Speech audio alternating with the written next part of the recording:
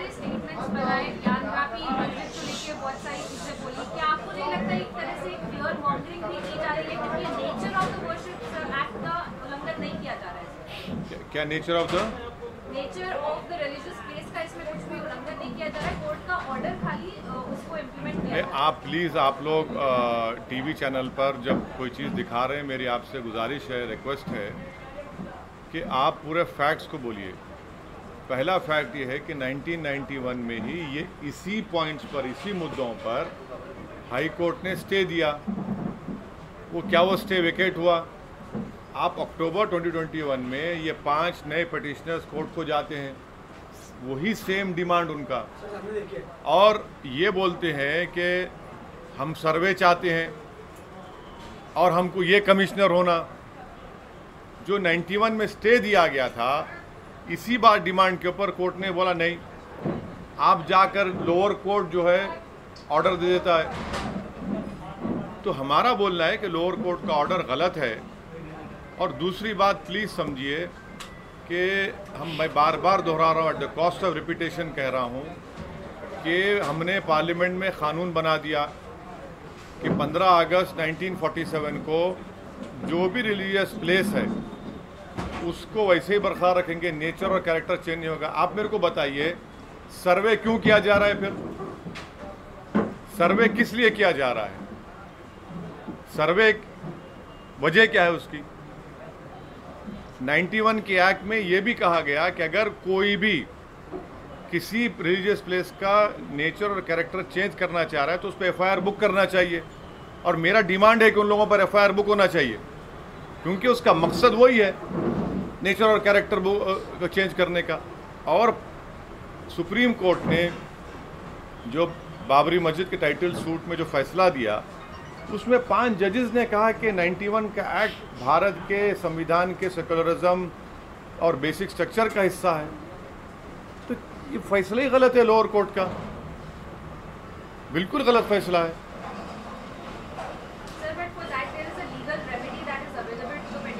Yes, that is why the committee have rightfully gone to the Supreme Court, and the Supreme Court Chief Justice of India had referred this matter to Honorable Justice Chandrachud, and I am sure that the Supreme Court will hear what that side had to say. But as far as I am concerned, this is my opinion, my party's opinion, and also by doing such things, you are taking the country back to the era where we had faced bloodshed, communal riots,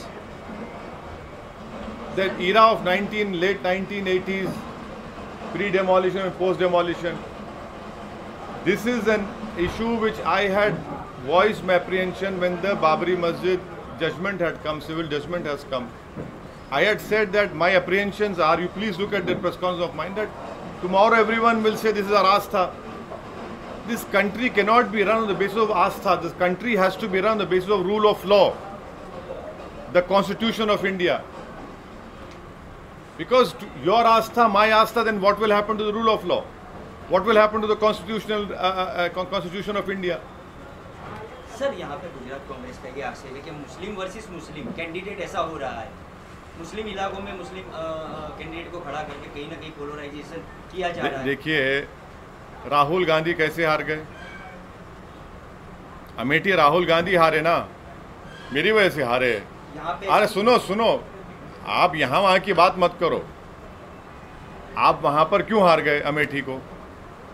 मैं तो नहीं था वहाँ पर, अमेठी हार गए आप। आपके यहीं के MLA भाग गए बीजेपी में, मेरे से पूछ के गए। कर्नाटक में भाग गए बीजेपी में, राजस्थान में भाग गए, मध्य प्रदेश में तो सरकार गिर गई, कर्नाटक में सरकार गिर गई। आपकी वजह से बीजेपी सरकार कर्नाटक में बनी, मध्य प्रदेश में बनी। और एक बात सुनिए, 2018 में मध्य प्रदेश, राजस्थान, छत्तीसगढ़ का विधानसभा का चुनाव हुआ। आप तीनों स्टेट जीते ना कांग्रेस ने। और आप जब पार्लियामेंट का इलेक्शन होता है, आप सिर्फ एक लोकसभा जीतते। राजस्थान का मुख्यमंत्री का बेटा हार जाता, मैं लड़ा क्या वहाँ पर? ये आर्गुमेंट बिल्कुल गलत है। मैं भारत की लोकतंत्र में मुझे इख्तियार है कहीं भी इलेक्शन लड़ने का। आप क्या समझ रहे कि मुसलमान गुलाम है आपका? आपके मुसलमान को क्या यरगमाल बना के रखे, होस्टेज बना के रखे क्या आप? हम लड़ेंगे मुद्दों पर और उन पर छोड़ेंगे जनता के ऊपर, किसको वोट डाले ना डाले।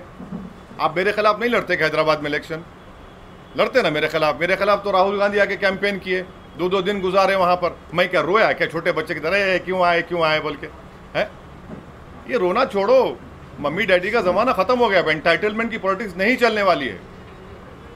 आप राजनीति को एंटाइटलमेंट के नाम पे चलना चाहते कि हम फुला परिवार है। अरे भाई, तुम्हारा ये परिवार संघ परिवार से भी जरूरत नहीं है हमारे को।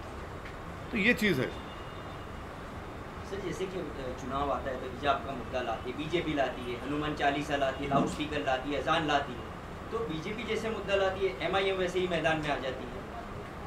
अब क्या बोलना चाहते हैं? मुद्दे का मतलब एक तरह से फायदा उठाते हैं या कांग्रेस कहीं ना कहीं दब जाती है?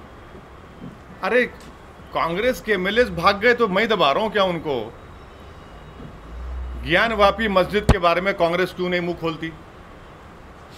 बोलो ना भाई, पार्लियामेंट का एक्ट है ना, छोड़ दो मुसलमान की मस्जिद तो छोड़ दो। आपको मुसलमान का और उस मस्जिद से वास्ता नहीं है, मानता हूं मैं, पर कानून से तो वास्ता है ना तुमको। बोलो ना उसके ऊपर कानून का ऐसा है। आज बोलते आप, इतने दिन से हम जब बोल रहे थे तो उनको मालूम हो गया कि अब तो मामला गर्म हो गया। हिजाब के बारे में बोलने से आपको डर क्या है? भाई मेरा कल्चर का हिस्सा है, मैं पहनना चाह रहा हूँ, मेरी बेटी पहनना चाह रही, कोई नहीं पहनता तो कोई पहनना चाह रही, तो आप क्यों नहीं बोलेंगे उस पर? आप नहीं बोलना चाहते इन चीज़ों पर। अब कांग्रेस दब रही है तो बहुत अच्छा है, बहुत अच्छा है। वैसे भी अमित शाह ने फिर से पश्चिम बंगाल में सीएए की बात की, आप इसके बारे में क्या कहेंगे? मैं पार्लियामेंट में तो उस बिल को फाड़ दिया ना, आप मेरे से क्यों पूछ रहे? मैं तो फाड़ दिया उस बिल को। मेरा मानना यह है कि भारत के संविधान के खिलाफ है वो कानून, और मज़हब की बुनियाद पर कानून बनाया गया जो भारत के संविधान के right to equality, right to life के खिलाफ है। मैं इस बात का हरगिज़ खिलाफ नहीं हूँ कि अगर कोई पड़ोसी ममालिक से कोई लोग आकर भारत में रिफ्यूजी का स्टेटस मांगता है, दीजिए बराबर। और आपको मैं गुजारिश करूंगा कि हिंदू अखबार पढ़िए। हिंदू अखबार में रिपोर्ट किया कि कई ऐसे हमारे जो हिंदू भाई पाकिस्तान से आए थे वो वापस चले गए, आपने उनको दिया ही नहीं कुछ भी, क्योंकि आपने दिसंबर 2014 का कट ऑफ लगा दिया उसमें। आप क्यों कट ऑफ लगाते भाई? अगर कोई आ रहा है, पीड़ित आ रहा है, मजबूर होकर आ रहा है, तो आप देखिए ना उसके ऊपर, मगर रिलीजन को क्यों लेके आते आप?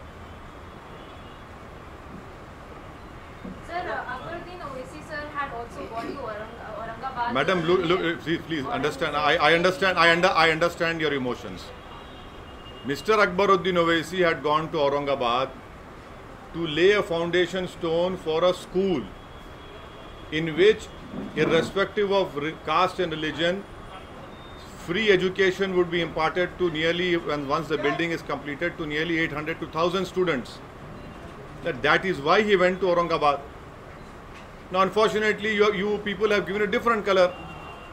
But did he not No. I am asking you, isn't that a ASI protected monument or not? And doesn't ASI comes under Narendra Modi or not? So is he also committing something wrong?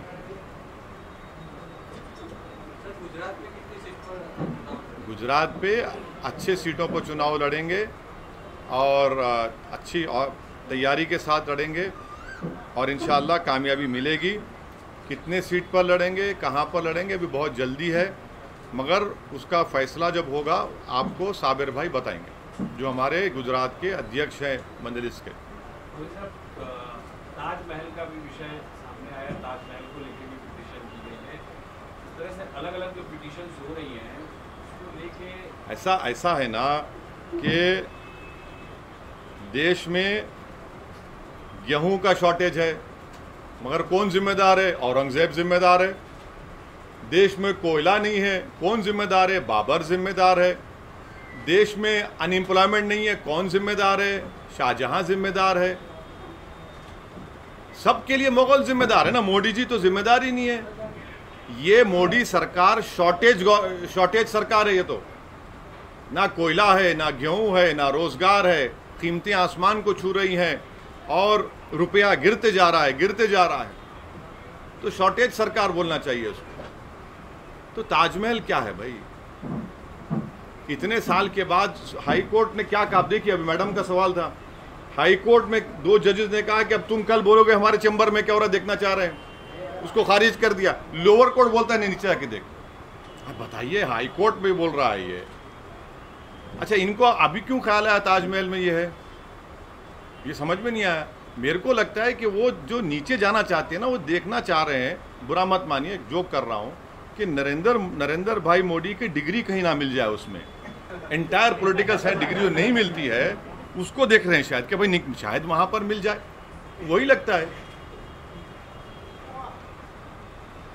Sir, कल छापी जाने वाले हैं, कल छापी जाने वाले हैं, पब्लिक गैदरिंग करने हाँ, वाले हाँ, हैं। क्या कुछ मुद्दे पे बात करने हैं? आइए ना, गरम भाषण होगा, आपको मुद्दा मिल जाएगा। आएंगे सर। हम जो बोलते हैं मुद्दा मिल जाएगा आपको। आइए फिर चलाइए, 6 PM 9 PM नेशनलिस्ट बैठे हैं टीवी पर। सर, त्रिपुरा में फिर से एक बार बीजेपी ने सीएम बदल दिया है चुनाव से पहले। तो त्रिपुरा में इतने बड़े राइट्स हुए थे, वो कंट्रोल नहीं कर पाए बीजेपी, तो अब ये उनका इंटरनल डिसीजन है, उस पर मैं क्या बोल सकता हूँ।